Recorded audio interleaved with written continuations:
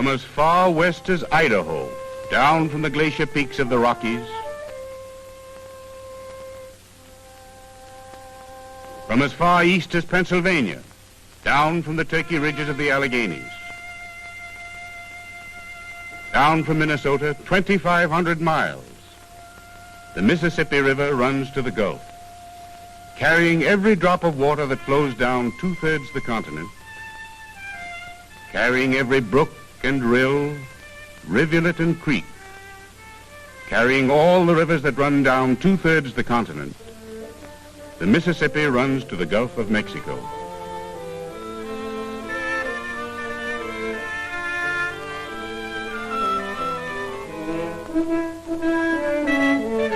Down the Yellowstone, the Milk, the White and Cheyenne, the Cannonball, the Mussel Shell, the James and the Sioux, down the Judith, the Grand, the Osage and the Platte, the Skunk, the Salt, the Black and Minnesota, down the Rock, the Illinois and the Kankakee, the Allegheny, the Monongahela, Kanawha and Muskingum, down the Miami, the Wabash, the Licking and the Green, the Cumberland, the Kentucky and the Tennessee, down the Ouachita, the Wichita, the Red and Yazoo.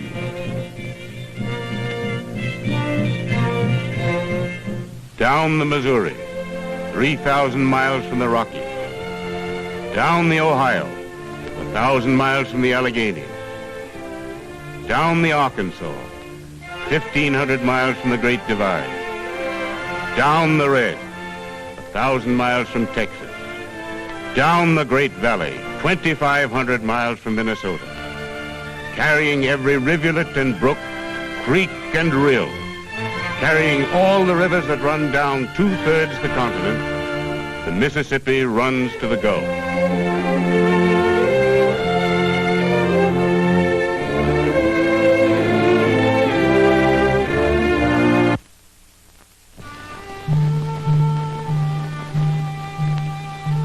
New Orleans to Baton Rouge, Baton Rouge to Natchez, Natchez to Vicksburg, Vicksburg to Memphis, Memphis to Cairo. We built a dike 1,000 miles long. Men and mules, mules and mud. Mules and mud 1,000 miles up the Mississippi. A century before we bought the Great Western River, the Spanish and the French built dikes to keep the Mississippi out of New Orleans at flood stage. In 40 years, we continued the levee the entire length of the great alluvial delta. That mud plain that extends from the Gulf of Mexico clear to the mouth of the Ohio. The ancient valley built up for centuries by the old river spilling her floods across the bottom of the continent. A mud delta of 40,000 square miles. Men and mules, mules and mud. New Orleans to Baton Rouge, Natchez to Vicksburg, Memphis to Cairo, 1,000 miles up the river. And the planters brought their blacks and their plows and their cotton over to the river. Down through the Boone Trace. Down through Cumberland Gap, over from Georgia and South Carolina, over from the Tideway, over from the old cotton land west to the big river, west to the steamboat highway, down the highway to the sea.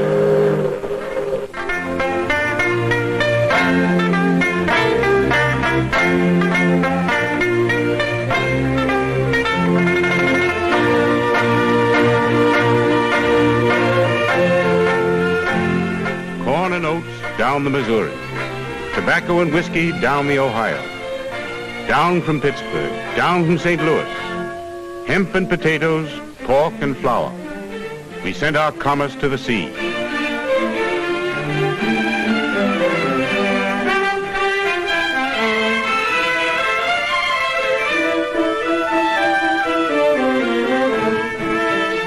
We made cotton king.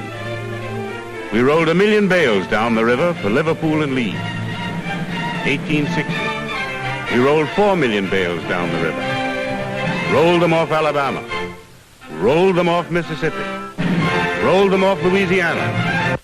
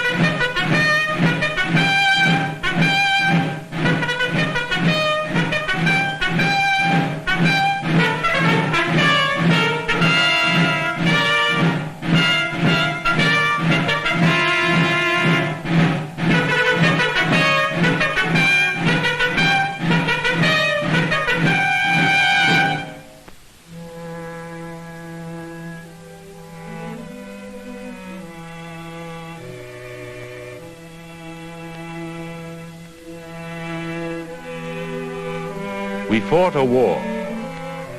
We fought a war and kept the west bank of the river free of slavery forever. But we left the Old South impoverished and stricken. Doubly stricken. Because besides the tragedy of war, already the frenzied cotton cultivation of a quarter of a century had taken toll of the land.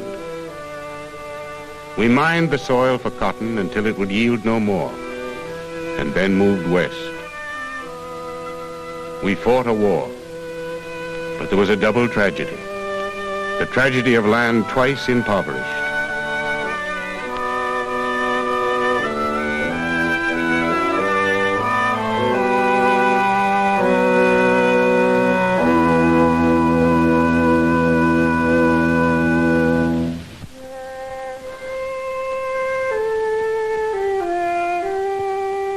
Black spruce and Norway pine, Douglas fir and red cedar, scarlet oak and shagbark hickory, hemlock and aspen.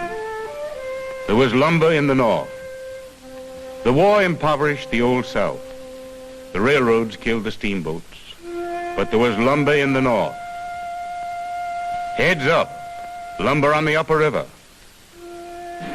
Heads up, lumber enough to cover all Europe.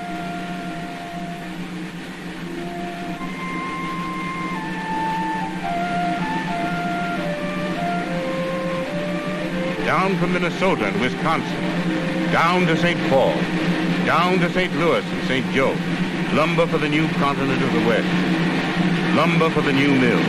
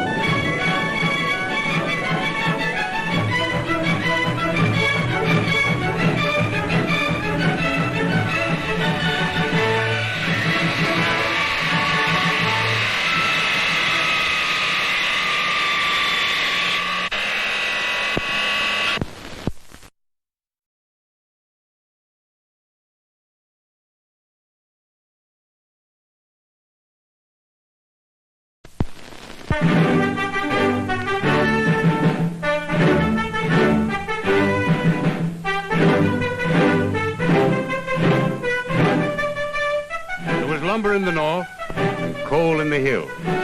Iron and coal down the Monongahela. Iron and coal down the Ohio. Down to Pittsburgh, down to Wheeling. Iron and coal for the steel mill.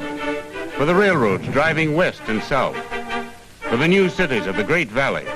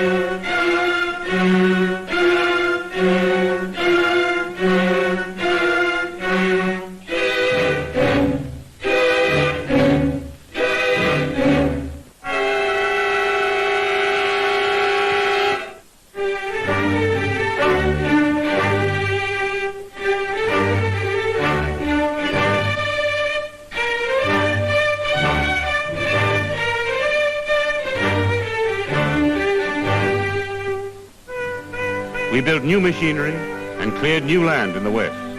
10 million bales down to the Gulf. Cotton for the spools of England and France.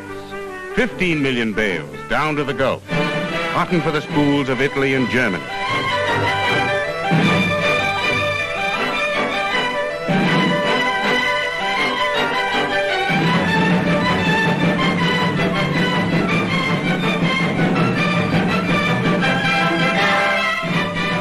We built 100 cities and 1,000 towns. St. Paul and Minneapolis, Davenport and Keokuk, Moline and Quincy, Cincinnati and St. Louis, Omaha and Kansas City. Across to the Rockies and down from Minnesota, 2,500 miles to New Orleans. We built a new continent.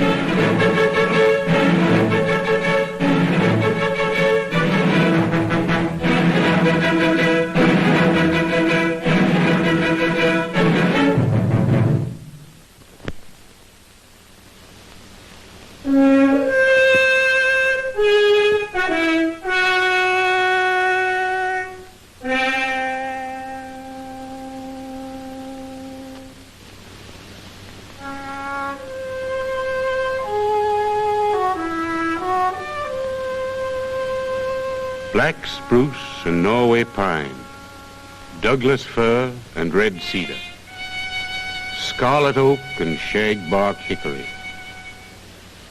We built 100 cities and 1,000 towns, but at what a cost? We cut the top off the Alklegainies and sent it down the river. We cut the top off Minnesota and sent it down the river. We cut the top off Wisconsin and sent it down the river. We left the mountains and the hills slashed and burned and moved on.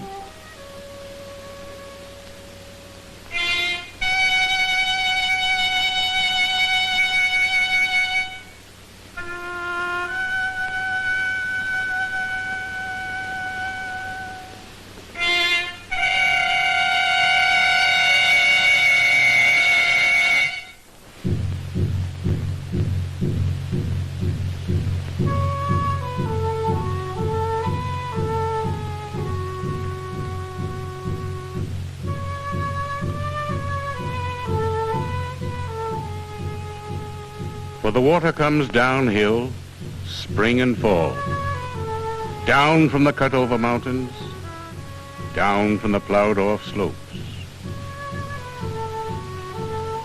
From as far west as Idaho and as far east as Pennsylvania, down every brook and rill, rivulet and creek, carrying every drop of water that flows down 2/3 the continent.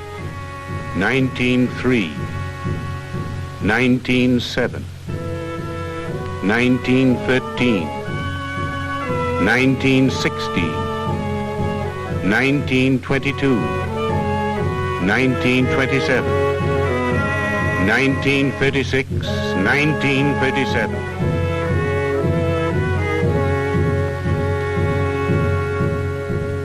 down from Pennsylvania and Ohio, Kentucky and West Virginia, Missouri and Illinois, down from North Carolina and Tennessee, down the Judith, the Grand, the Osage and the Platte, the Rock, the Salt, the Black in Minnesota, down the Monongahela, the Allegheny, Kanawha and Muskingum, the Miami, the Wabash, the Licking and the Green, the White, the Wolf, the Cache and the Black, down the Corn Kaskaskia, the Red and Yazoo, down the Cumberland, Kentucky and the Tennessee, down the Ohio 1,000 miles from Pittsburgh, down the Arkansas 1,000 miles from Texas, down to the Mississippi.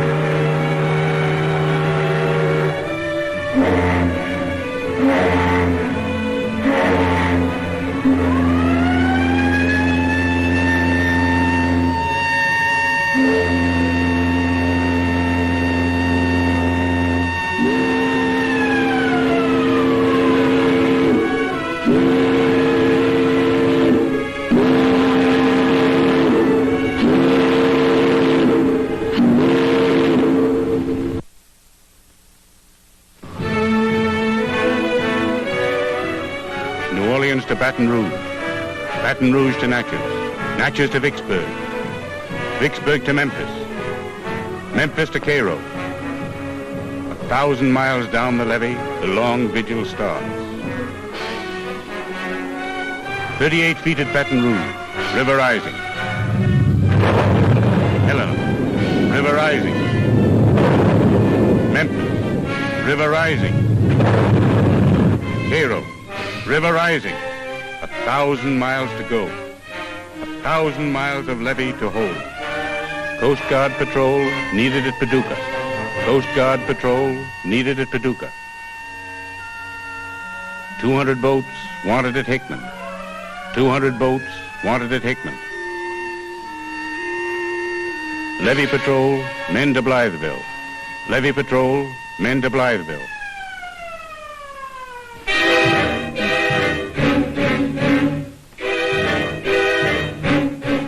2,000 men wanted at Cairo. 2,000 men wanted at Cairo.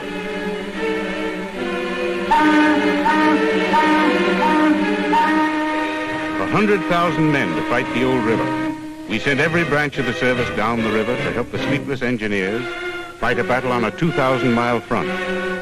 The Army and the Navy, the Coast Guard and the Marine Corps, the CCC and the WPA, the Red Cross and the Health Service fought night and day to hold the old river off the valley.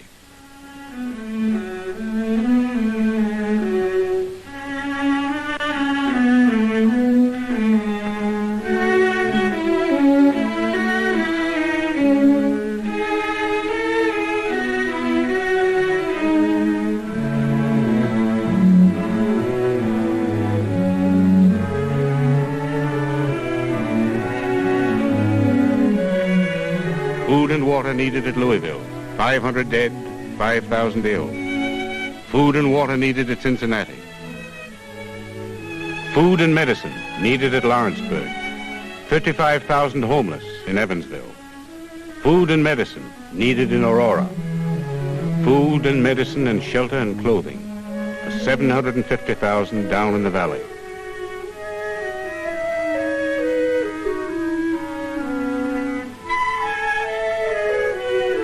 Last time we held the levees, but the Mississippi claimed her valley. She backed into Tennessee and Arkansas and Illinois and Missouri. She spread her arms over thousands of acres of land, and she left farms ruined, stock drowned, houses torn loose. 1903, 1907, 1913, 1916, 1922, 1937. We built 100 cities and 1,000 towns, but at what a cost.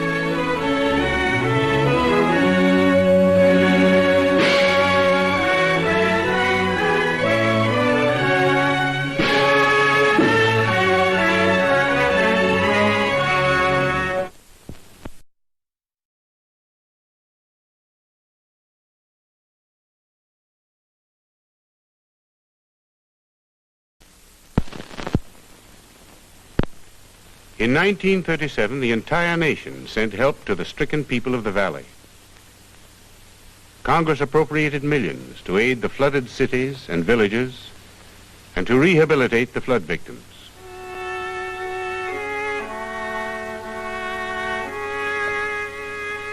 But spring and fall, the water comes down. And for years, the old river has taken a toll from the valley, more serious than ever she does in flood times. Year in, year out, the water comes down. Down from 1,000 hillsides, washing the top off the valley. For 50 years, we dug for cotton and moved west when the land gave out. For 50 years, we plowed for corn and moved on when the land gave out. We planted and plowed with no regard for the future. And 400 million tons of topsoil, 400 million tons of our most valuable natural resource have been washed into the Gulf of Mexico every year.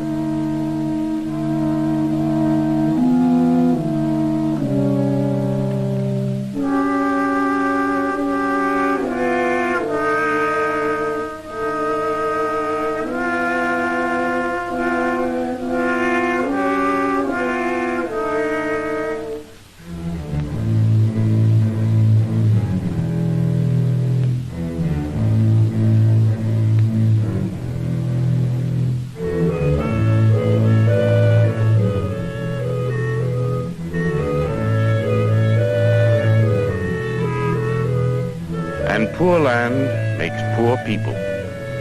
Poor people make poor land. For a quarter of a century, we have been forcing more and more farmers into tenancy. Today, 40% of all the farmers in the Great Valley are tenants. 10% are sharecroppers, down on their knees in the valley. A share of the crop, their only security, no home, no land of their own, aimless, footloose, and impoverished. Unable to eat even from the land, because their cash crop is their only livelihood. Credit at the store, their only reserve.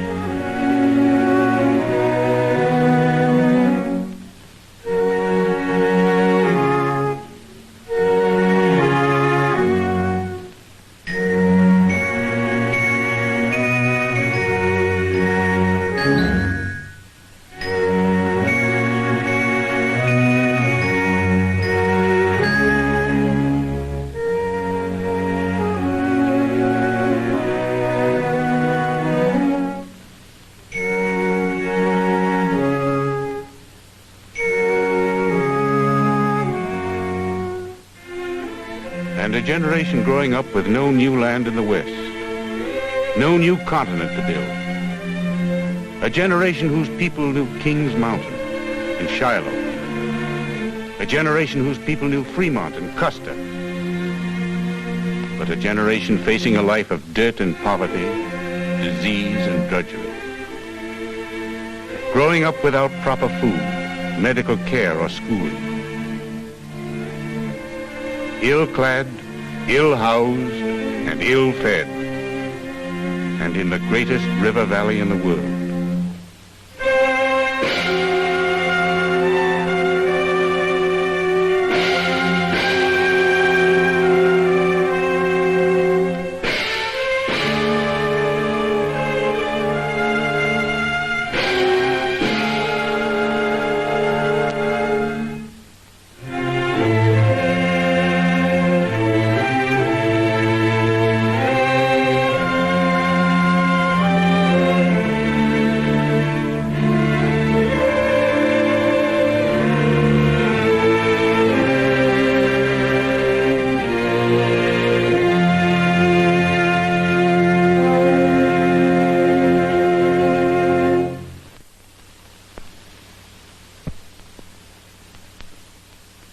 There is no such thing as an ideal river in nature, but the Mississippi River is out of joint. Dust blowing in the west, floods raging in the east. We have seen these problems growing to alarming extremes. When we first found the Great Valley, it was 40% forested. Today, for every 100 acres of forests we found, we have 10 left. Today, 5% of the entire valley is ruined forever for agricultural use. 25% of the topsoil has been shoved by the old river into the Gulf of Mexico. Today, 2 out of 5 farmers in the valley are tenant farmers, 10% of them sharecroppers, and we are forcing 30,000 more into tenancy and cropping every year. Flood control of the Mississippi means control in the Great Delta that must carry all the water brought down from 2/3 the continent. And control of the Delta means control of the little rivers and the great arms running down from the uplands. And the old river can be controlled. We had the power to take the valley apart. We have the power to put it together again. In 1933, we started. Down on the Tennessee River, when Congress created the Tennessee Valley Authority, an authority commissioned to develop navigation, flood control, agriculture, and industry in the valley. A valley that carries more rainfall than any other in the country. The valley through which the Tennessee used to roar down to Paducah in flood time, with more water than any other tributary of the Ohio.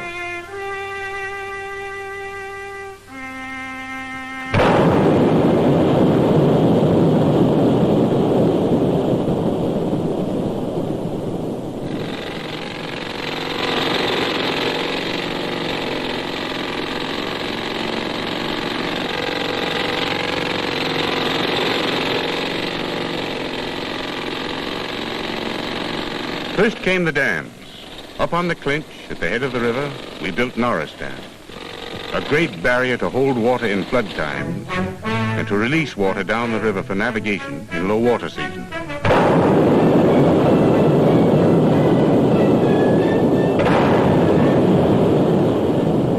Next came Wheeler, then Guntersville and Pickwick and Chickamauga. A series of great barriers that eventually will transform the old Tennessee into a link of freshwater pools, locked and dammed, regulated and controlled, down 650 miles to Paducah.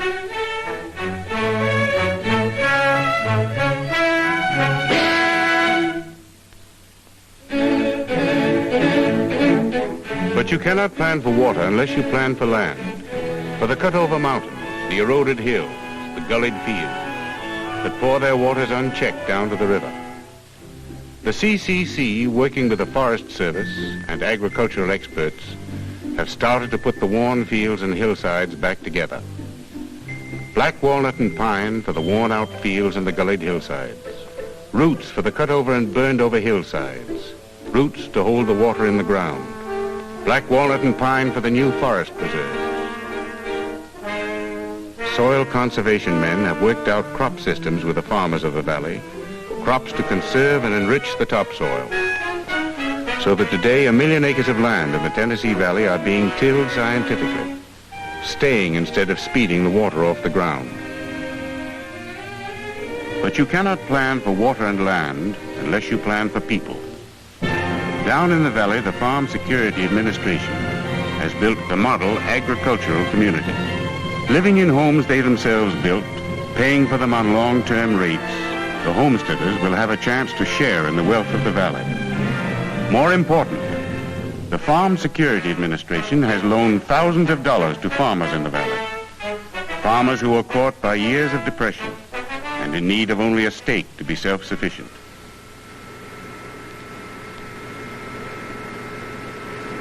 And where there's water, there's power. Where there's water for flood control and water for navigation, there's water for power.